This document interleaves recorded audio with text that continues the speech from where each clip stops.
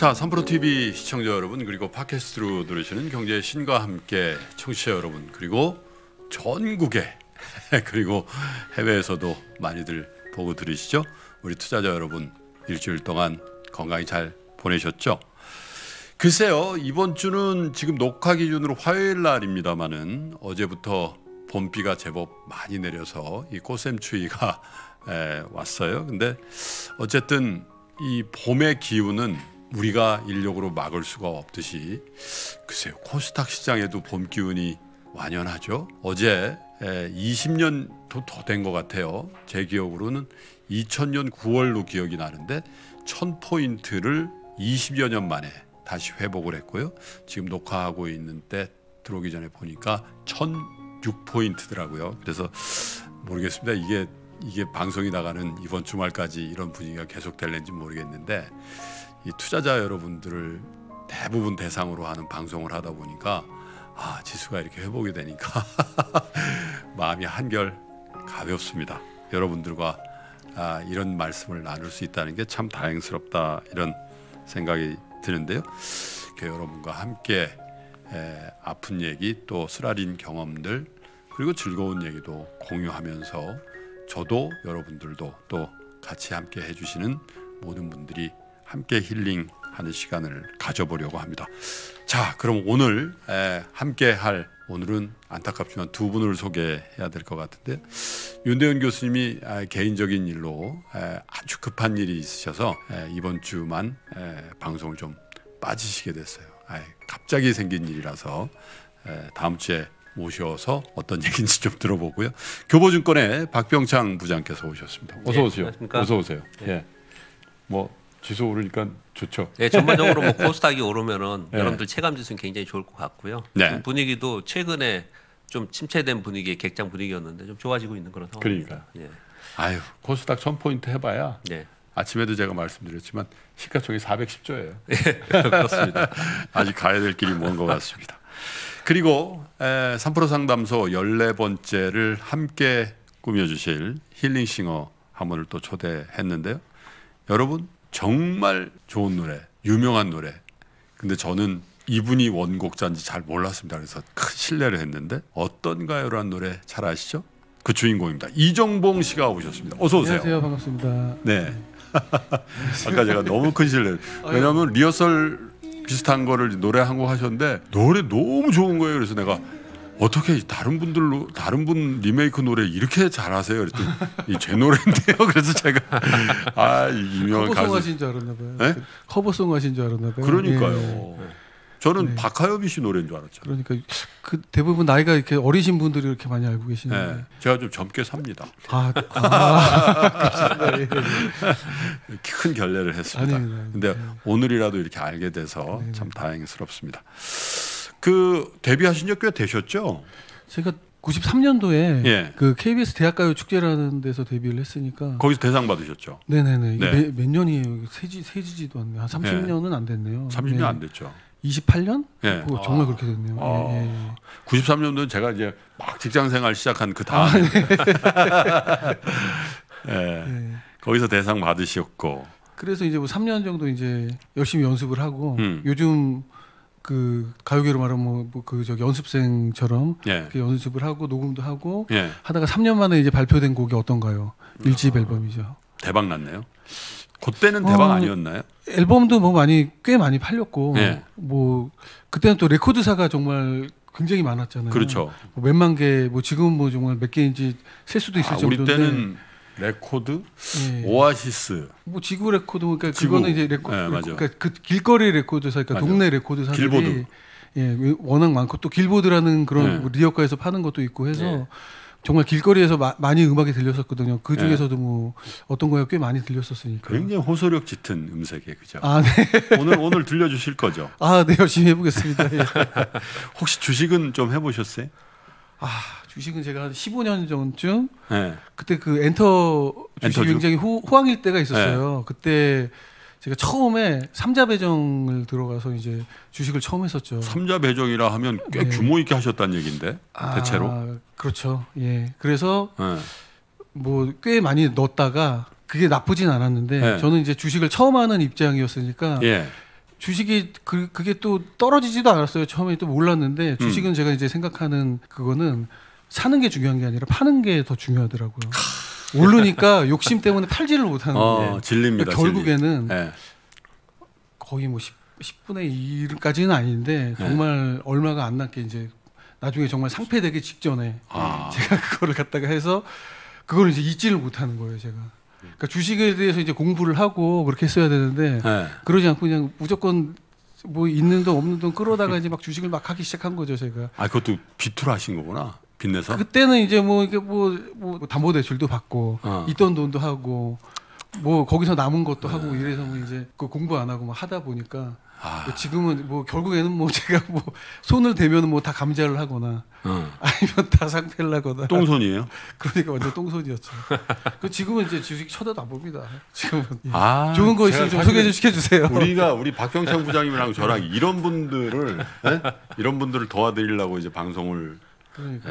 근데 이제 그런 게 있어요. 제가 그때는 또 정말 어찌 보면은 거의 미쳐서 하다시피 했었는데 전문가들 얘기도 안 들어오더라고요. 그러니까 전문가들은 뭐 조언을 하면은 뭐 3년을 해라, 3년 뭐 장투를 최소한 보고 좋은 주식을 하라 뭐 이런 얘기를 하는데 그게 세월이 지나서 보면은 그런 전문가들이 그 얘기를 해줬던 주식들은 정말 뭐 따블이 있다거나 정말 굉장히 많이 올랐는데 그거를 갖다가 이제 못 보고 저는 이제 단타도 아니고 막 그 정말 이렇게 막 개념이 없는 거지. 그 소문에 의해서 막 이렇게 그 주식을 사게 되고 막 이러다 보니까 맞아요. 근데 아까 우리 이종봉 씨가 굉장히 명언을 했죠. 주식은 잘 파는 게 그래서 그런 얘기가 있어요. 사는 건 기술이고 맞아요. 파는 건 예술이라. 그런 얘기 있잖아요. 자, 오늘도 여러분들의 사연과 함께 할 텐데요. 주식 투자를 생업으로 삼고 싶다는 전업이죠. 그러니까 새 아이를 둔 47살 가장이 보내주신 사연 박병창 부장께서 소개해 주시죠.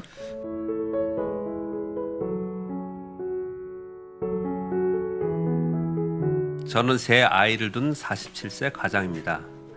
남들은 제 나이쯤에 경제적으로 정점에 있을 시기인데 저는 현재 신용불량에 우울증, 공황장애를 안고 살아가며 5년 전부터 실직 상태에 있습니다. 대학 4학년 때 아버지께서 뇌출혈로 쓰러지셔서 그때부터 대학생 2동생과 부모님을 부양하기 위해 아버님이 운영하시던 서적 도소매업을 맡아 운영했습니다. 다행히 그 시기엔 돈을 좀 벌어서 빚도 갚고 큰 무리 없이 살아갈 수 있었습니다.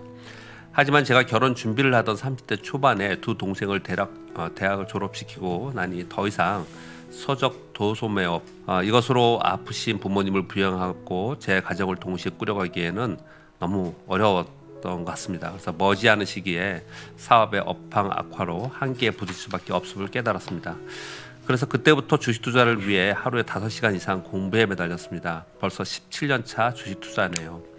그동안 주식으로 수익을 많이 올리기도 했지만 금융위기 등 각종 폭락장을 경험하며 전체 수익률은 제로에 근접합니다. 이게 많이 벌었다가 또 깨지고 해서 그냥 뭐 특별한 거 없었다는 말씀을 하시는 것 같습니다. 결국은 제가 40세에 되었을 때 사업 운용으로 부모님 생활비를 대고 나면 제 아내에게는 생활비를 한 푼도 줄 수 없는 지경이 이르렀습니다. 그래서 저축해 놓은 돈을 까먹으며 저희 생활비를 충당하다가 42세에 그나마도 사업 업황 악화로 폐업한 후로는 카드빚으로 생활하게 되었습니다. 주식에 매달리던 모습을 지켜보던 아내와 아버지께서는 늘 걱정하며 주식 투자 실패로 이렇게 가정 경제가 어려워진 것 아니냐는 의심의 눈초리로 저를 바라봅니다. 그래서 지난 5년간은 우울증과 공황장애로 정말 힘든 시기를 보냈습니다. 극단적 시도를 결심한 적도 있었습니다. 다행히 아버지께서 보유하시던 가치 1도 없었던 땅이 재개발로 인해서 보상 약 2억 정도를 받게 되었고 사업자금으로 1억 정도 지원해 주신다고 합니다. 아내와 아버님은 제가 주식 투자로 그 돈을 다 쓰는 것을 반대하고 있습니다. 설득하는 게 쉽지 않습니다. 하지만 저는 다른 사업, 예를 들어서 커피숍 등 뭐 이런 다른 사업들 그런 것이 더 리스크가 크게 느껴집니다. 제가 잘하고 너무 좋아하는 주식 투자로 생업으로 하고 싶습니다. 그동안 전체 수익률이 제로에 근접한 이유로는 주식으로 빨리 모든 괴로움에서 벗어나고 싶어 조급한 마음에 상승장이 아닌 시점에 무리하게 레버리지를 쓴 게 화근입니다. 나름 매매 실력은 좋다고 생각하지만 큰 틀에서 마음을 다스리는 투자 실력은 부족했던 것 같습니다. 저는 배지 정리에 입각하여 확률에 기반한 투자를 하고자 합니다. 친구는 투자금을 대고 운영은 제가 하는 방식으로 작년에는 친구 계좌에 꽤 큰 수익이 났습니다. 우여곡절도 많았지만 주식과 해외 선물로 어느 정도 자신감은 회복했습니다. 주식으로 들어간 100만 원 계좌는 한 달 만에 1000만 원 수익, 과도한 레버리지로 해외 선물로 들어간 300만 원 계좌는 2주 만에 2,700만 원 수익을 내기도 했습니다. 깡통 2번 만에 얻어낸 수익 모델 확보로 인한 경험이었습니다. 그 후에 참가한 미래에셋대우 실전 투자 100만 원 리그에서 11위의 성적을 내기도 했습니다. 하지만 그 후로는 친구와의 수익금 배분 문제로 8개월 정도 아무런 매매 없이 공부만 하고 있습니다. 그 당시 받았던 200여만 원은 아내에게 생활비를 주었습니다. 현재 보육교사인 아내가 5년여 동안 가장으로 살아가고 있습니다. 제 돈으로 투자할 때보다 남의 돈으로 할 때 훨씬 객관적이고 각종 편향에서 자유로움을 느낍니다만 반대하는 가족들을 무릅쓰고 아버님께서 맡기실 1억으로 주식 투자를 다시 시작해도 될까요? 제 나이와 어려운 가정 경제 상황, 경제 상황이 쭉 쓰셨는데요. 예금 100만 원 정도 외에는 자산이 전혀 없습니다. 카드빚은 워크아웃으로 갈 것 같습니다. 카드빚 제외한 담보대출 부채가 7천만 원 정도 있습니다. 그리고 우울증, 공황 장애, 당뇨약으로 인한 잦은 저혈당 쇼크 등으로 건강 문제를 극복하고 주식 투자로 위기의 가정 경제를 반전시킬 수 있을까요? 아이고 참 삶의 무게가 아이고 이런 그 분들보다 더 힘든 분들도 있으시겠죠. 예, 그런데 제가 이렇게 쭉 사연을 듣는데 47살이라는 거 아니에요? 예. 이분이 47세인데 제가 어느 자료를 보니까 우리나라의 평균 개인 소득 대비 지출 대비 소득이 가장 크게 흑자가 나는 게 47이래요. 46, 47세에 정점을 찍는다는 거예요. 그러고 나서 쭉 내려간다는 거죠. 그때부터는 이제 점점 이 수입과 지출이 붙기 시작해서 어느 시점이 되면 역전이 되는. 그래서 이제 어떻게 보면 그 중년 중에서도 가장 어떻게 보면 그 중년의 하이라이트에 있는 그렇죠. 그 연세인데 5년 동안 지금 이 신용 불량에다가 또 공황장애, 우울증, 당뇨까지 이렇게 있으신데 이 1억으로 주식 투자를 해야 됩니까? 박 부장님 어떻게 해야 돼요? 1억으로 또 다른 사업 할 것도 만만치가 않죠. 네, 그러니까 이 불황에. 지금 현실적으로 참 답변 드리기 어려운 부분이 그러니까 이 돈으로 다른 사업을 한다고 해서 지금 말씀 주신 게 또 맞지 않습니까? 사실 성공할 확률이 적지 않습니까? 창업을 해서. 네. 그렇다고 그러면 창업을 하지 말고 주식 투자를 지금 자신 있어 하시니까 주식 투자 자신 있으시면 해보고 싶다라고 얘기하는 걸 쉽지 않습니다. 저는 솔직히 그냥 딱 말씀을 좀 드리면 제가 솔직하다는 표현을 쓰면 안 되는데 저는 하면 안 된다고 생각을 합니다. 주식? 예, 이분의 입장에서는 저는 하면 안 된다고 생각하는데 왜 그런가를 좀 말씀 좀 드려보면요. 일단 전업 투자가 그렇게 쉽지 않습니다. 이분은 지금 좀 자신이 있어 하시는데 우리 그 증권업계 직원들이 나가잖아요. 제가 오늘 윤대원 교수님 안 계시니까 제가 그 심리적인 얘기도 주변 얘기도 좀 오늘은 편하게 좀 하십시오. 안 계시니까 하겠습니다. 그 증권사 직원이 그만두거나 회사에서 퇴직금 좀 받고 위로금 좀 받거나 아니면 이제 그만두고 전업 투자를 하는 직원들이 굉장히 많습니다. 많죠. 그리고 매니저들, 운용사의 매니저들도 하는 사람도 많고 또 애널리스트들도 많고 그래요. 그런데 성공 확률이 얼마나 될 것 같습니까? 거의 10%? 20%? 예, 거의 없습니다. 성공률 거의 없습니다. 그들이 성공하는 경우는 이런 경우가 있습니다. 작년처럼 시장이 좋았을 때, 작년처럼 시장이 좋았을 때 그들도 돈을 보고 개인 투자자 여러분들 다 돈을 버는 거죠. 주식 투자가 그만큼 쉽지 않습니다. 만만치 않아요. 그럼 그들이 왜 성공하지 못하는가를 생각을 해보면은 이런 것입니다.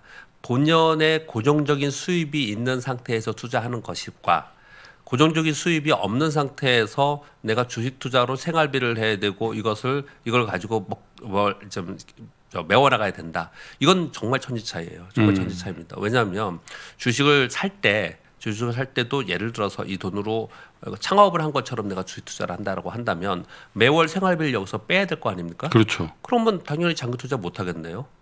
지금 한 달 동안, 두 달 동안 지금은 못 오르지만 이후에 업사이드가 커서 이 회사의 장기 성장성을 보고 투자는 지금 못할 거 아닙니까? 그러면 이런 경우에는 거의 대부분 단기 투자나 모멘텀 투자를 하게 될 거란 말입니다.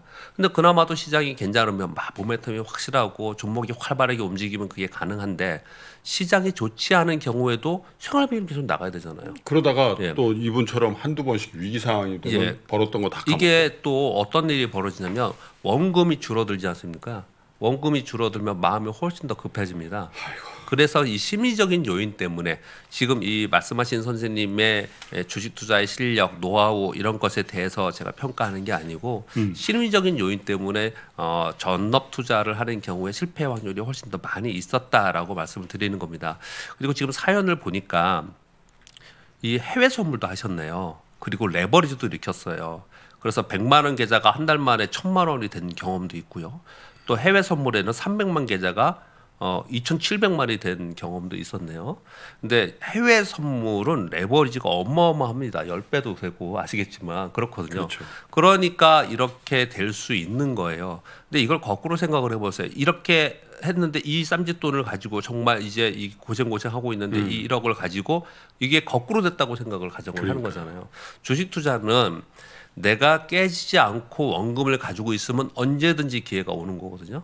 내가 다시 투자해서 수익을 낼 수 있는 기회가 오는 건데 내가 원금을 깨진 상태에서 자꾸 깨먹은 상태에서 주식 투자를 하려고 마음이 급해지고 재투자하고 됩니다. 그러면은 결국은 더 안 좋은 상황이 되거든요.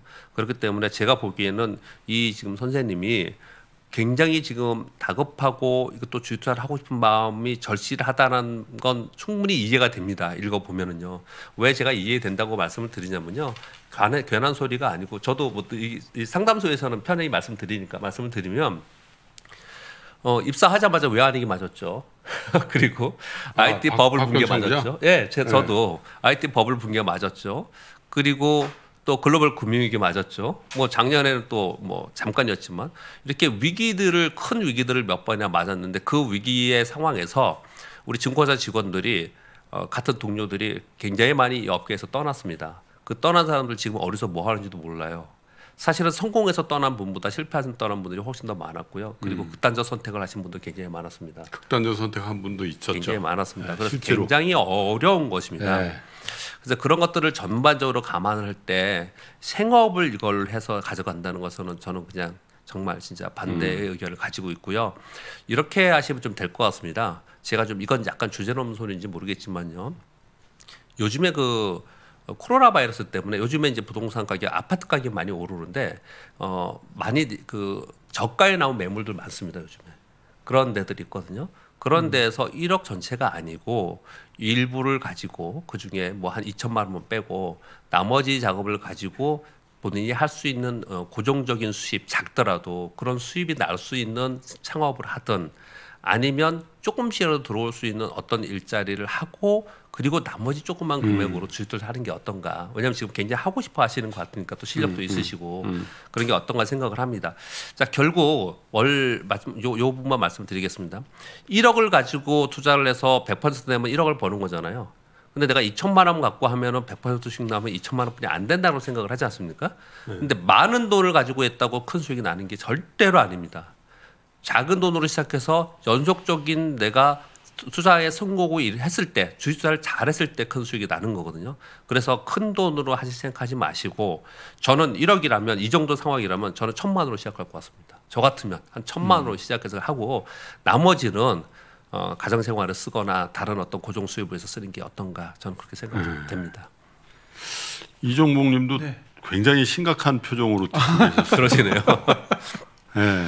그 사람의 경험이라는 게 그 뭐라 그럴까요? 그 잘 됐던 경험보다도 실패했던 경험이 더 중요한 것 같아요. 근데 이분은 너무 잘 되기만 하셔서 혹시라도 실패를 주식으로 해서 하시면은 더 많이 실망을 하시고 네, 사람이 항상 잘 될 수는 없으니까. 그러니까요. 예. 그 말씀하셨듯이 조그만 돈으로 그냥 이렇게 좀 그 본업이 아닌 취미라고 생각을 하시는 것이 좋을 것 같다는 생각이 듭니다. 이제 뭐 사실 그 입장에 처해 보지 않고서는 지금 상태를 우리가 100% 이해하기는 어려운데 그렇죠, 예.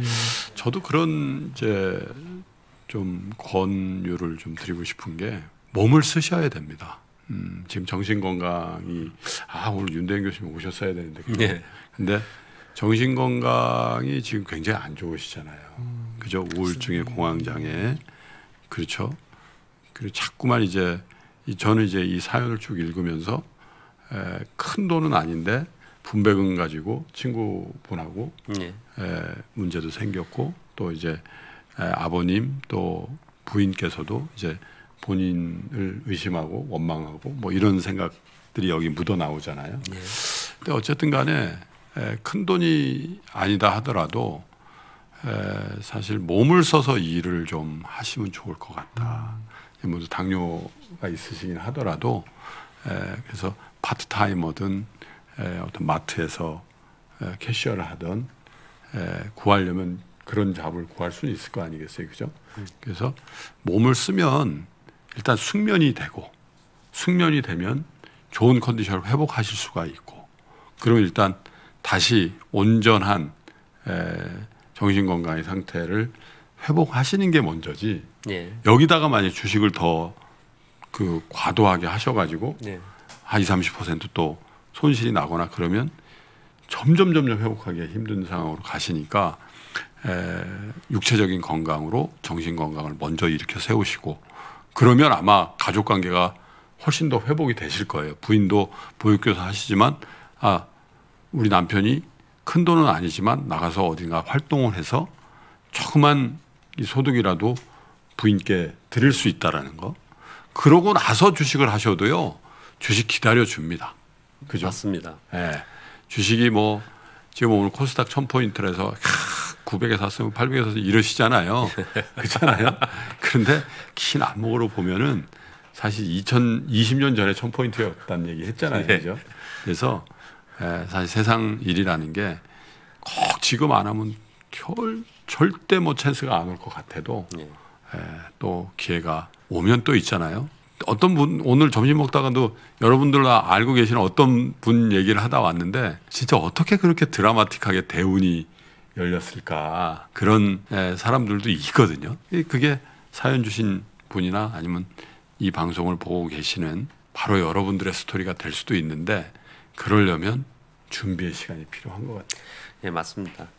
지금 말씀 중에 또 베이지 정리에 입각해서 뭐 확률에 기반한 투자를 한다고 이렇게 말씀 주셨는데 제가 솔직히 베이지 정리가 어떤 내용인지는 알지만 구체적으로 이것을 어떻게 구현해서 어떤 상품에 했다라는 게 지금 없어서 제가 거기에 조언을 좀 못 드리고 있는데 제가 그냥 다른 각도로 좀 말씀을 드리면요.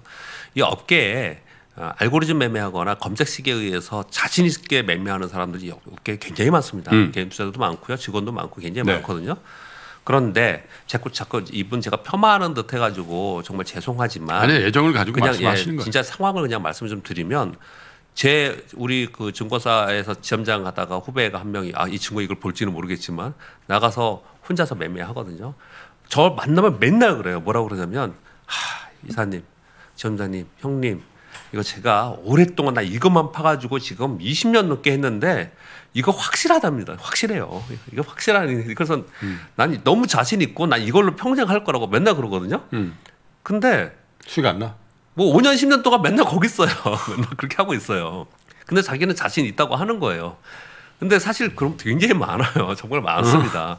왜 그러냐면 주식은요. 특히 주식은 파생상품에서 이런 확률의 알고리즘은 조금 맞을 수도 있어요. 근데 주식은 우리가 그 확률 게임을 리스크가 있을 때 리스크를 확률 게임으로 하잖아요. 근데 불확실성은 확률 게임이 아니거든요. 주식성은 워낙 불확실성이 많아요. 그래서 생뚱맞게 어떤 사람은 운이 따라줘가지고 또 수익도 많이 나는 사람이 있고 어떤 사람은 정말 열심히 잘했는데도 참 수익이 잘 안 나기도 하고 그런 거거든요. 그런 경우의 수를 모두 다 생각해 봤을 때는 굳이 무리하게 주식사를 계속 그것도 전업으로 하는 것은 좀 안 했으면 좋겠다. 그런 마음이 좀 듭니다. 뭐 이분뿐만 아니라 제가 요즘에 어떻게 공개적으로 저의 주식에 대한 뭐랄까 자세, 주식의 시대 투자의 자세, 저자 합산 나이 172세 거기에도 썼는데 직장 다니는 분들은 직업, 장사하시는 분들은 사업, 공부하시는 분들은 학업 이게 본진이거든요. 본진을 훼손하면서까지 투자를 하시면 승률이 굉장히 떨어집니다. 그러니까 그런 부분을 조금 여유 있게 이렇게 생각해 주시면 좋겠는데 분위기가 좀 많이 좀 다운된 것 같은데 역시 윤대영 교수님이 막 웃으시면서 심리 상담하는 거하고 우리 초짜들이 상담하는 거와 좀 다르네요. 네. 자, 이정복님께 마이크를 드려서 오늘의 첫 번째 힐링송을 청해 들을까 합니다. 어떤 제목을 드릴까요? 어떤 가요 먼저 하겠습니다. 아, 그래요. 야, 베스트셀러죠, 베스트셀러. 네. 네. 네. 불후의 명곡에서도 많이 노래가 되어지는 어떤 가요 청해 듣겠습니다. 박수로 청해 볼까요?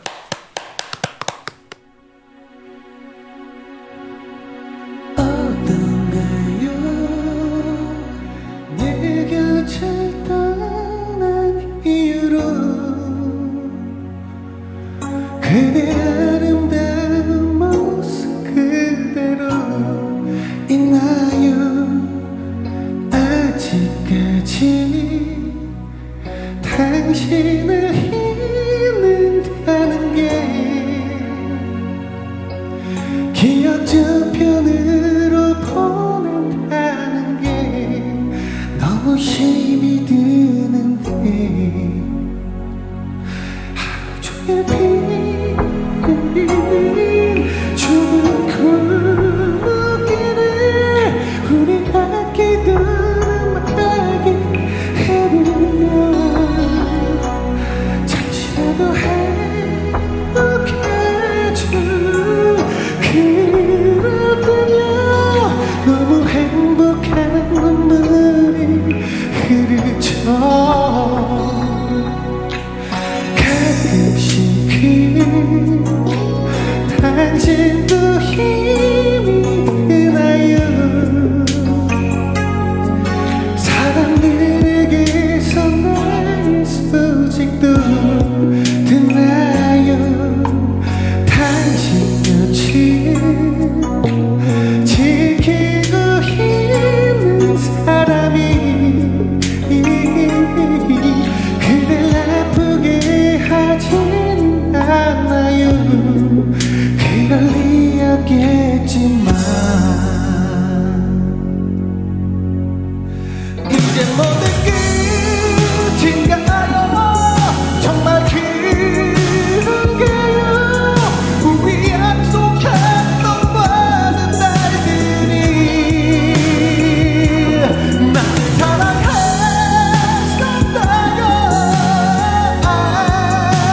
아닌가요? 이제 당신에게 상관없겠죠.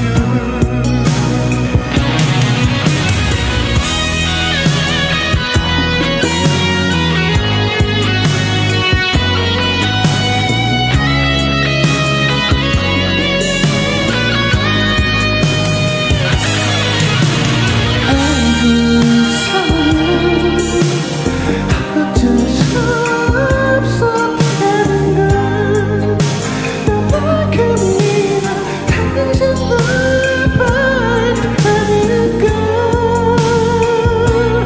이제 모든 끝인가요? 정말 그런가요? 우리 약속했던 많은 날들이 날 사랑했었다요? 아닌가요? 이제 당신에게 상관없겠죠.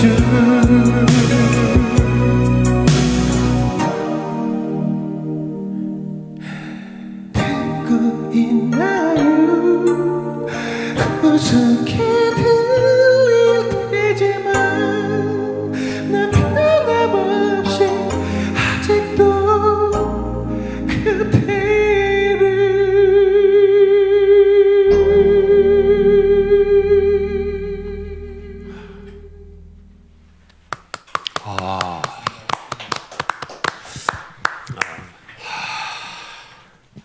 가수들은 영역이 우리 보통 사람하고 좀 다른 것 같아요. 아니 근데 이제 물론 이제 이정복님이 워낙에 이제 좋은 노래를 많이 하셨는데 바로 옆에서 들으니까 아 소름 돋네요. 네? 하여튼 아 진짜 이 노래는 그 계속해서 불릴 것 같네요. 아, 네, 그죠? 감사합니다. 예. 지금도 많이 예, 근데 가수들이 많이 따라하기는 좀 어렵겠다. 그래서 여자분들이 네? 많이 커버하더라고요. 그러니까 네, 남자 가수 우리 예전에 뭐 맥주 한잔 먹고 용기 내서 하면 망하잖아. 아, 저 사람은 자기 실력도 모르고 너무 어려운 노래를 그죠? 예. 대표적으로 그런 덫에 걸리는 도전했는데 하이톤에서 좌절하는. 아이고 참. 자, 두 번째 사연은 주식에 물리는 트라우마가 있다는 40대 후반 여성분이 보내주셨는데요. 이건 제가 한번 읽어보겠습니다. 네.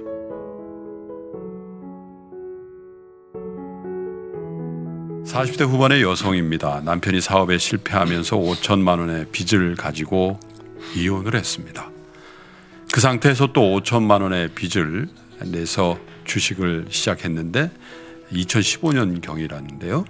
주식도 모르고 아무개가 좋다더라 하는 주식에 몰빵을 해서 작년 3월엔 마이너스 80%까지 갔다가 작년 하반기에 다시 올라오기 시작하면서 겨우 본전으로 빠져나왔습니다. 대출금 갚으면서 틈틈이 물타기도 조금씩 하고 신용매수도 갚아가면서 최종 손실 2천에 나머지 보유는 본절로 나왔어요. 본절이라는 게 본전에 정리한다는 뜻인가 봐요. 저는 처음 들어봤는데 본절. 5년간의 보유 주식이었던지라 주식이 지긋지긋해서 다시는 주식을 안 하리라 했는데 작년 하반기 이후로 주식이 계속 올라오는 것을 보고 올해 1월 말에 다시 주식을 시작하게 되었습니다. 지난번 경험에 몰빵은 안 하리라 해서 지금은 조금씩 20개 종목의 주식을 보유하고 있습니다. 40대 여자로서 정말 빚 없는 세상에 사는 게 꿈일 정도로 6년간 인간관계도 다 끊고 정말 아껴가면서 돈만 벌면서 살았습니다. 그 결과 지금은 1억 5천이라는 현금과 약간의 신용을 써가며 매일 주식 거래를 하고 있습니다. 그런데 문제는 주식에 물리는 트라우마가 있어서 그런지 약간의 수익만 나면 평균 2% 바로 익절을 하고 있습니다. 어느 정도 장기로 가야지 큰 수익을 볼 수 있다고 하는데 익절한 금액으로 손실난 종목 물타기를 합니다. 손절은 더 못 견뎌서 손실의 종목만을 보유하는 아이러니를 가지고 있습니다. 주식을 통해 큰 돈은 아니더라도 주식을 좀 잘하고 싶은데 어떻게 해야 될까요? 유유 이렇게 보내주셨어요. 아 근데 이분은 참 대단하신 것 같아요, 그죠? 예. 이혼의 아픔, 또 사업의 실패, 그리고 작년 3월에 뭐 많은 분들이 그랬습니다만은 마이너스 80%까지 갔는데 그걸 참고 물타기를 하고 해서 어쨌든 거의 본전을 하고 끝냈다가 아니지 이거 다시 한번 해야 되겠는데 이렇게 해서 또 매매 패턴을 바꾸신 거예요, 그죠? 네, 맞습니다. 아 어떻게 조언을 주시겠어요? 정말 열심히 하고 계신 것 같은데. 그렇습니다. 지금 보면은 매일매일 투자를 하고 계신다 그러고요. 예. 그리고 이제 돈이 좀 생겼고 그 뭐 신용거래를 한다라는 얘기는 올해 많이 해보신 분들 그런 것 같아요. 보통 신용거래를 좀 이제 두려움에 잘 하지 않죠. 그런데 이제 주식시장에서 어느 정도 이해가 있으신 분으로 지금 판단이 좀 됩니다. 네. 근데 지금 이제 트라우마, 손실이 크게 난 트라우마가 있어서 조금이라도 손실이 남은 것을 두려워하고 그러면 이제 올라갔다가 왜 이런 얘기 있죠. 시장이 주가가 하락을 해서 손실 났을 때 그 자괴감이나 두려움보다도 올라갔을 때 이거 올라갔다 지금 이익 났는데 이거 안 팔았고 다시 손실 나면 어떻게 이게 두려움이 훨씬 크답니다. 그렇죠. 이익 났을 때 두려움이. 네. 그런 마음들을 좀 갖고 계신 거예요. 그런데 제가 이 3프로 상담소에서 몇 번 그런 말씀을 드렸는데 지금 사연 주신 이 선생님만 그런 게 아니고요. 모두 다 그래요. 모두 다 그렇습니다. 뭐 전문가라고 해서 다른 마음이 아니고요. 모두 다 똑같은 마음을 가지고 있습니다. 다만 정형화된 솔루션을 가지고 내가 어떻게 할 것인가를 이렇게 틀로 만드는 거죠. 근데 그런 것들이 굉장히 중요하다라고 생각을 합니다. 그래서 몇 가지 좀 말씀 좀 드리면요. 일단 시간이 길다라는 거는 고수익의 기회이면서 시간이 길다는 것은 위험입니다. 무슨 표현이냐면 A라는 주식이 있는데 10년 후에 주가가 어떻게 될까요? 잘 모르죠. 어떻게 될 것 같습니까? 모르지 않습니까? 그렇죠, 예. 그런데 10년 후에 10배 갈 수도 있는 거잖아요. 그렇죠, 예. 근데 모르지 않습니까? 10년 후에. 근데 그만큼 리스크인 거거든요. 그걸 시간의 리스크거든요. 그래서 시간의 리스크를 내가 갖고 있지 그 불확실성을 갖고 하지 않으려고 하는 사람들이 짧게 매매를 지금 이분은 아마 짧게 매매를 하실 것 같은데. 그러니까 2% 나면은 이제 짧게 매매를 하시는 거예요. 근데 주식 투자가 뭐 짧게 매매한 뭐 단기 트레이딩이 무조건 나쁘다라고 표현은 하지는 않겠습니다. 그러나 이거 이렇게 해서 뭐 이런 것입니다. 이렇게 해서 조금씩 벌어서 내가 이걸로 그냥 생활비를 쓴다. 또는 조금씩 벌어서 내 용돈을 쓴다. 뭐 이런 사람들이 재테크에 자기 직장인 사람들이 조금씩 한다라고 한다면 뭐 이제 재미로 그런 요즘 젊은 친구들 뭐 몇백만 원 갖고 하는 사람들이 많이 있거든요. 그렇죠. 뭐 그건 좀 이해가 될 수가 있어요. 근데 그렇지 않고 이 꽤 큰 돈으로 1억 5천이라는 돈과 거기에 현금에다 신용까지 쓴다는 얘기는 지금은 거의 2억 하고 있다는 거거든요. 2억을 투자하시는 분들이 이렇게 단기 거래를 해가지고 조금 짧게 거래한다. 그러면 결국은 뭐 요즘에 이제 수수료 굉장히 낮아지긴 했지만 세금도 엄청 높잖아요. 수수료 세금으로 다 나가는 겁니다. 이렇게 하다 보면은. 그래서 원하는 고수익은 나기가 좀 어렵다라는 판단을 좀 하고 있습니다. 그래서 좀 나눠서 할 필요가 있지 않을까 생각합니다. 또 이런 분들은 만약에 뭐 펀드에 돈을 넣다든지 아니면 장기 투자해갖고 뭐 어떤 주식에 넣어놓고 막 6개월 이상, 1년 이상 들고 하면은 심심해서 못 살아요. 여러분들은 맨날 하고 싶어요. 주식을 그게 문제라. 네, 주식을 막 하고 싶어합니다. 많은 분들이. 그러니까 주식도 솔직히 저는 증권사 직원이기 때문에 이런 말 들으면 하기 싫지만 중독성이 있어요. 사실 중독성이 좀 있습니다. 주식하는 사람들은 계속 주식 투자를 하고 싶어하는 그런 마음이 좀 있거든요. 시세가 막 보이고 누워서 누구하면 시세가 보이고 차트가 보이고 막. 옛날에 우리 고등학교 때 당구 처음 칠 때 딱 누우면은 예. 빨간 거 하얀 거 막 돌아다니고 그런 분들이 있을 수 있거든요. 지금 이 방송을 들으시는 분들 중에 밤에 잘 때 이렇게 눈을 감으면은 시세가 막 보이고 차트가 보이시는 분들은 약간 중독 증세가 있는 겁니다. 이런 분들은 장기 투자하기가 되게 어렵거든요. 그래서 무조건 장기 투자하라고 제가 권할 수는 없을 것 같습니다. 다만 금액을 좀 나눌 필요는 좀 있을 것 같습니다. 금액을 좀 나눠서 단기 거래를 만약에 하신다 그러면은 그거는 정말 소액으로 그렇게 한번 하시는 게 왜냐하면 뭐 정신 건강에 나쁘지는 않아요 주식 투자가. 그러니까 아니 이제 갱년기 여성한테 지금 그 갱년기 극복 프로젝트 중에 예.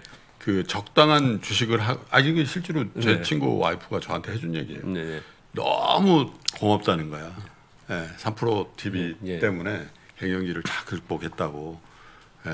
이게 지금 긴장감이 근데 갱년기 다시 올 수도 있습니다. 잘못하면. 주식 투자 약간 긴장감이 있기 때문에 소액으로 어느 정도 하는 건 좀 나쁘다고 생각하지는 않습니다. 그리고 나머지의 종목을 두 가지로 하나 말씀을 드려볼게요. 한 가지는 이 돈을 지금 이제 잃으시면 안 되잖아요. 그렇죠. 이거 지금 이제 연세도 있으시고 또 혼자 계시고 그러니까 이거 잃지 않고 불려나기가 나갈 수 있는 방법 두 가지를 말씀드리면요. 하나는 우리 그 미인대에서 미인 뽑듯이 사람들이 좋다라고 하는데 추종하지 마시고요. 그런 거 추종하지 마시고 눈을 다른 데 돌려서 남들이 보지 않는 주식을 한번 보는 습관을 한번 들여보세요. 남들이 보지 않은 주식인데 내가 이렇게 보고 있어요. 근데 나 혼자 좋다고 하는 이런 표현을 드리는 게 아니고요. 지금 모두 다 좋다라고 하는데 쏠림이 나타나고 있을 때 본인은 다른 쪽을 한번 쭉 들춰보면은 아 이거는 이게 왜 있지? 이런 기업들이 있거든요. 그런 기업들의 만약에 기업 탐방이나 아니면 재무구조 분석이나 이런 게 좀 어려우시다면 전문가하고 좀 상담을 좀 하시면서 그렇게 그런 쪽에 접근을 좀 하시는 방법이 하나가 있고요. 그리고 절대로 돈을 잃으면 안 되시는 분들한테 늘 말씀드리는 것 중에 하나가 뭐냐면 소위 스마트머니로 사용을 하는 겁니다. 스마트머니라 하면 주식시장은 뭐 주기로 봤을 때 1년 사이에 한 번씩 소규모의 위기가 발생하고요. 그렇죠. 길게는 5년, 10년 동안 위기가 발생을 하거든요. 그럼 금융시스템에 수급적 왜곡의 붕괴가 생겨요. 그런 기회가 꼭 생깁니다. 작년 3월 같은 거. 예. 그런 작년 3월 같은 게 한 10년 만에 한 번씩 생기는데 이렇게 수구면은 한 1년 사이에 또 생깁니다. 그렇게 생길 때만 내가 투자해야겠다. 그럼 뭘 투자해야 될 거냐? 그것을 내가 이제 준비를 했는데 이걸 이제 패닉리스트라고 저는 표현을 하는데 시장 때문에 떨어지는 거지 그 기업 가치는 괜찮은 여러분 다 아시죠? 예를 들어서 삼성전자다. 삼성전자가 지금 8만 원 있지 않습니까? 그런데 어떤 글로벌 금융 위기나 아니면 시장의 금융 시스템의 일시적인 뭐 수급 왜곡으로 해서 삼성전자가 뭐 5만 원, 6만 원까지 떨어졌어요. 작년에 4만 원대 갔잖아요. 예, 그럼 사야 되는 거예요. 그런 기회가 안 올 것 같죠, 여러분. 다시 또 오거든요. 그럴 때만 투자하는 방법, 투자하시는 분들 실제로 있습니다. 그래서 많은 자금은 그렇게 좀 투자를 하시고, 그리고 소액으로 지금 거래하시는 건 이제 단기 거래하시는 건 소액으로 하는 게 어떤가 그렇게 좀 생각을 합니다. 근데 어쨌든 이 예전에 큰 위기에 한번 빠지셔가지고 천신만고 그때 뭐 이익은 못 보셨지만 그 한 2천만 원 손에서 나오신 거죠. 그리고 이제 다시 시작하시다 보니까 심정적으로 이해는 돼요. 다시 그렇게 한 20% 30% 물려버리면 아 이거 어떡하지 이런 생각을 하실 것 같은데 지금은 또 이분은 주식을 좀 아시는 분이에요. 그래서 2015년부터 하시다가 큰 손해를 보고 어떻던 걸 만회를 하고 지금 다시 시작을 했는데 시작이 지금 올해 1월이라지 않습니까? 1월 말. 올해 1월이면 잘하신 거지. 올해 1월에서 위에서 올라가다 지금 꺾이고 있는 상황에서 들어오신 1월 거잖아요. 말이면은 예. 3,000선 간당간당 그때 들어오신 거잖아요. 근데 이분은 아마 이 과거의 경험을 했기 때문에 지금 시장의 위치가 이거 좀 높은 거 아니야? 속으로 그런 생각하실 가능성이 저는 있다고 봅니다. 그래서 이렇게 짧게 치고 이렇게 하는 거거든요. 네. 그런데 이거는 그 종목별로 전부 다 다른 겁니다. 종목의 확신이 없기 때문에 항상 이런 일이 벌어지는 거거든요.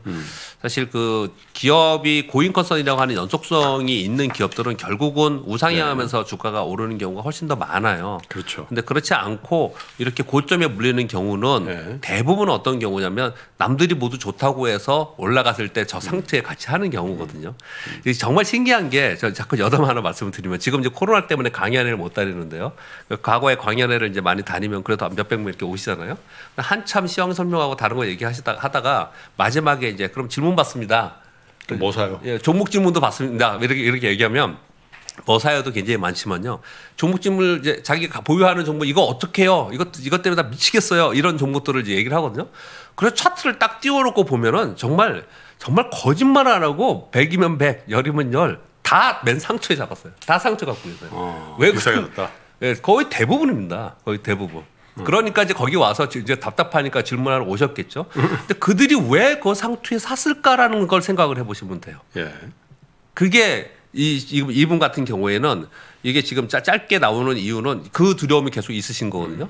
거기서 거꾸로 역으로 생각을 해서 남들이 전부 다 좋다고 하는 것이 아닌 다른 쪽의 종목을 찾으려고 하는 부분들을 생각해 보시면 조금 더 나아지지 않을까 생각합니다. 그래서 제가 오늘 아침 방송에도 어제가 오늘 말씀드렸는데 실제로 있었던 일이거든요. 어떤 모임에서 이제 그 상담을 한 건 아니고 이제 제가 강연을 할 일이 있어서 갔다가 좀 일찍 가서 이제 여러분하고 이제 사담을 좀 나눴는데 이분보다는 연배가 좀 있는 여성분이었는데 요즘 주식이 재미가 없으시다는 거예요. 재미가. 왜요? 그랬더니 안 움직인다는 거예요. 삼성전자 같은 거겠죠. 맞아요. 네? 그래서 누가 하나 해보라 그래서 코인을 살짝 해봤대요. 너무 재밌다는 거예요. 너무. 그렇죠. 그래가지고 그 이후로는 주식에 흥미를 못 느낀대요. 그거 한번 맛을 보니까. 네? 근데 저는 이제 그런 생각이 드는 게 아침에 일어나서 여러분들이 믿는 그 종교나 그 절대자에게 기도하는 거, 뭐 밤에 자기 전에 기도하는 게 그거 얼마나 좋은 일입니까? 근데 주식을 보기 전에 주식을 보기 전에 시황을 보기 전에 시가를 보기 전에 기도를 해야 된다는 아주 절박한 마음이 혹시 드시면 그 포트폴리오 여러분 좀 문제가 있는 겁니다. 그냥 편안하게 보셔야 돼요. 오늘은 어떻게 됐나? 그거 간혹가다 그지? 예. 이렇게 확인하셔야 되는데 이거야 이렇게 되는 케이스가 있죠. 근데 그게 코인이 대부분 그런 거예요. 왜냐하면 뭐가 이게 얼마가 돼 있어야 될지 잘 모른단 말이에요. 코인은 기본 가치가 제로인데 제로에서 그냥 서로 유통해서 사고팔고 하는 거니까. 네. 그러니까 평가를 못 기본 가치가 제로라 그러면 코인 하는 분들한테 이거 엄청 먹어요. 아니 근데 그런 게 아니고요. 여러분 저도 코인 좀 아는데요. 코인 거래소에 가면은 코인 거래소에 위험의 고지가 뜨죠. 네. 제가 한 말이 아니고요. 코인 위험의 고지가 뜨는데 이 코인은 기본 가치를 책정할 수 없기 때문에 언제든지 영위가 될 수 있습니다. 모든 코인 거래소에 떠 있어요. 안 보셨습니까? 그래 떠 있어. 제가 한 얘기가 아니고 그렇게 떠 있습니다. 근데 그럼에도 불구하고 교환 가치로 투자 가치로 거래를 하는 거죠. 그러니까 점점 더 익사이팅한 거를 찾고 있는 걸 수도 있다 이런 생각이 드는데 그 익사이팅한 것 때문에 투자는 하지 마십시오. 그죠? 그렇죠. 예. 그냥 돈 내고 스포츠를 하세요. 스포츠. 혹은 뭐 게임 있잖아요. 게임 좀 자극적인 게임이 있거든요. 파이어 하는 그런 게임도 있고 그런 거 그냥 낫지. 그러니까 이건 정말 전략적인 사고로 뭔가 여러분들의 생애에 굉장히 중요한 이벤트가 투자인데 주식이 재미가 없다. 코인은 너무 재밌다. 제가 뭐 코인 지금 뭐 당장 하지 마십시오 이런 말씀이 아니라 꼭 그 말씀을 꼭 드려보고 싶은데 그때 이정봉 씨도 주식할 때 익사이팅 하셨죠. 짜릿짜릿. 기도하는 심정으로. 기도하셨어요. 그러니까 완전 공감하시더라고.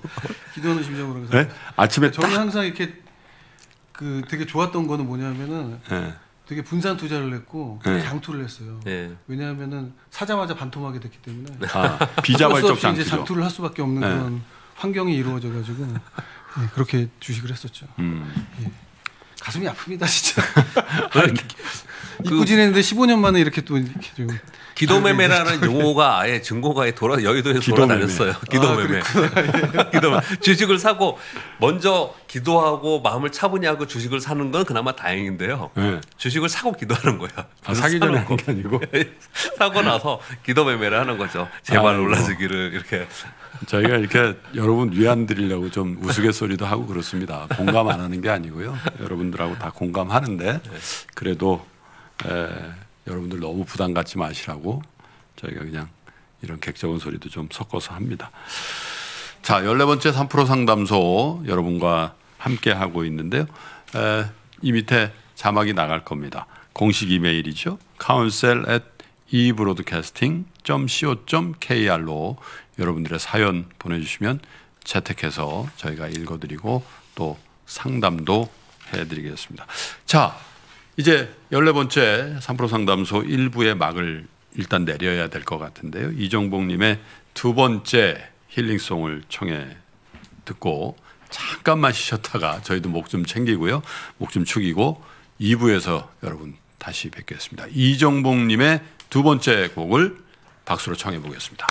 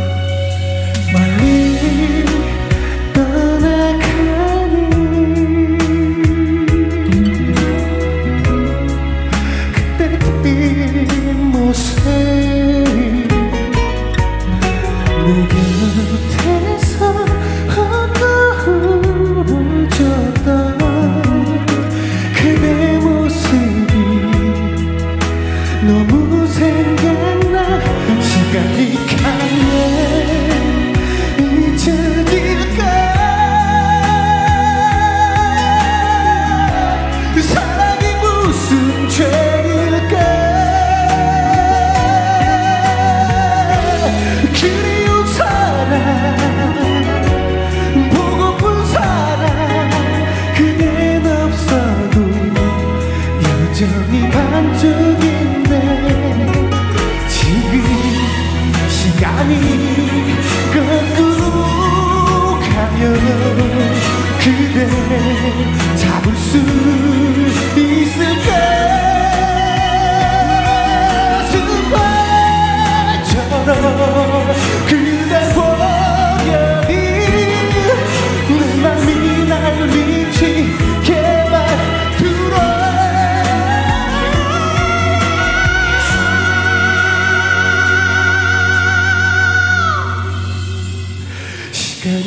하면 잊혀질까 내 사랑이 무슨 죄인가 그리운 사랑 떠나면 사랑했던 기억 모두 두고 가요